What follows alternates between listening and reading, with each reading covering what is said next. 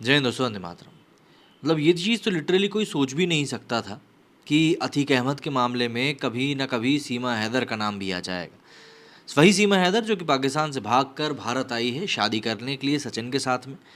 क्या कुछ हुआ इस पूरे मामले में वो जानेंगे, लेकिन उससे पहले यदि अभी तक आप लोगों ने मेरा पॉडकास्ट नहीं देखा है जिसमें कि हम लोगों ने वशीकरण, काला जादू, टैरो कार्ड रीडिंग के बारे में बात करी है, तो उसे जाकर ज़रूर देखिएगा।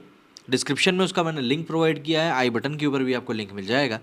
और वाकई में ये पॉडकास्ट काफ़ी अच्छा हुआ है क्योंकि इसमें ऐसी बातें भी निकल कर सामने आई हैं जो कि रहती तो हमारे इर्द गिर्द ही हैं, आसपास ही हैं, लेकिन हम कहीं ना कहीं उनको पहचानने में ही शायद गलती कर देते हैं।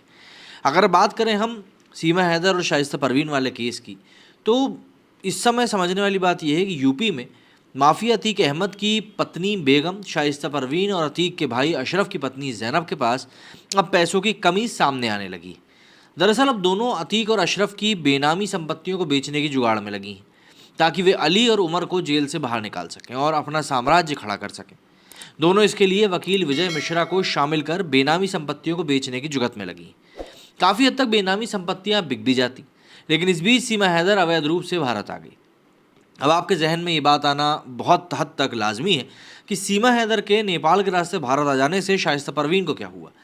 दरअसल सीमा हैदर के आने से शाइस्ता परवीन के अरमानों पर पानी फिर गया। शाइस्ता का सारा प्लान धरा का धरा रह गया और उसका खुलासा वकील विजय मिश्रा की गिरफ्तारी के बाद पूछताछ में हुआ। दरअसल सोर्सेज के मुताबिक विजय मिश्रा ने पुलिस को बताया कि अतीक की प्रयागराज और लखनऊ स्थित बेनामी संपत्तियों को बेचने के लिए वे खरीदार ढूंढ रहा था, लेकिन यूपी का कोई भी बिल्डर अतीक की संपत्ति खरीदने को तैयार नहीं था। ऐसे में नेपाल में रहने वाला यूपी का एक माफिया इन संपत्तियों को खरीदने के लिए तैयार हुआ। संपत्ति की तस्वीर और वीडियो के साथ ज़रूरी कागजात विजय मिश्रा ने व्हाट्सएप के जरिए नेपाल के उस माफिया को भेजे थे। इसके बाद ज़मीन की डील पक्की हो गई थी। हालांकि खरीदार एक बार फिर आमने सामने बैठकर विजय मिश्रा और शाइस्ता या जैनब से बात करना चाहता था। इसके लिए लखनऊ में मीटिंग बुलाई गई थी जिसमें कि अशरफ की पत्नी जैनब, वकील विजय मिश्रा और नेपाल का खरीदार माफिया शामिल होने वाले थे। सोर्सेज के मुताबिक ये मीटिंग 26 जुलाई को फिक्स हुई थी। वकील विजय मिश्रा लखनऊ पहुंच चुका था, लेकिन उसे बताया गया कि खरीदार नेपाल से उस दिन नहीं बल्कि दूसरे दिन आएगा। अगले 3 दिनों तक मीटिंग का समय टलता गया और सोर्सेज के मुताबिक पूछताछ से पता चला कि जब विजय मिश्रा ने नेपाल के माफिया से मीटिंग टालने का कारण पूछा तो जवाब मिला कि पाकिस्तान की सीमा हैदर पाकिस्तान जो नेपाल के रास्ते भारत पहुंची है, इसके बाद से ही नेपाल की सीमा पर सख्ती बढ़ा दी गई। नेपाल के माफिया ने वकील से कहा कि लोकल पुलिस और एसएसबी हर आने जाने वाले की जांच कर रही है, ऐसे में फिलहाल अभी नेपाल से यूपी आने में मुश्किल होगी। इसके बाद वकील विजय मिश्रा 5 दिन तक लखनऊ में डेरा डाले रहा और बीते रविवार को प्रयागराज पुलिस ने उसे धर दबोचा। पूछताछ में सामने आया कि वकील ने साल 2015 में गौसपुर कटवाल में ज़मीन खरीदी थी और उसने राजमिस्त्री के नाम 25,000 वर्ग फुट ज़मीन भी खरीदी थी। लखनऊ में कुछ बिल्डरों की संपत्तियों में भी अतीक का पैसा लगा था। ये संपत्तियां भी अलग अलग लोगों के नाम थीं।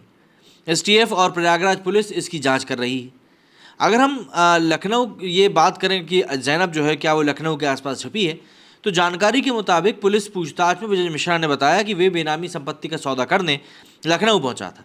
इसके लिए उसने अशरफ की पत्नी जैनब और उसके भाई सद्दाम को भी लखनऊ बुलाया था। पुलिस जांच में सामने आया है कि अतीक का वकील विजय मिश्रा लखनऊ जेल में उमर से भी मिला था। पुलिस से मिली जानकारी के मुताबिक उमर और असद को अतीक की बेनामी संपत्ति की जानकारी है।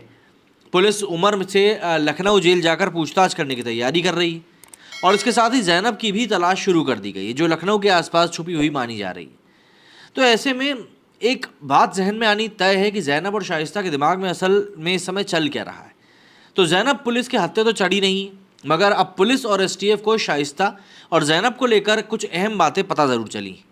पुलिस को पता चला है कि बेनामी संपत्ति की डील से 12 करोड़ रुपए का भुगतान होना था। जैनब और शाइस्ता हर कीमत पर देश से फरार होना चाहती थी। जैनब और शाइस्ता के फरार होने में इस रकम का इस्तेमाल होना था और कहीं ना कहीं इसीलिए सब बातें बिगड़ती हुई नजर आ रही। तो उम्मीद है कि अब आपको समझ में आ चुका होगा कि सीमा हैदर के मामले में आखिर इस शाइस्ता का नाम कैसे आ गया। बाकी पॉडकास्ट के बारे में तो मैंने आपको बताया ही, अगर इंटरेस्ट है तो बिल्कुल जाकर देखिएगा, आपका समय खराब नहीं होगा। मेरे स्टूडियो फिलहाल इतना ही। जय हिंद, जय भारत।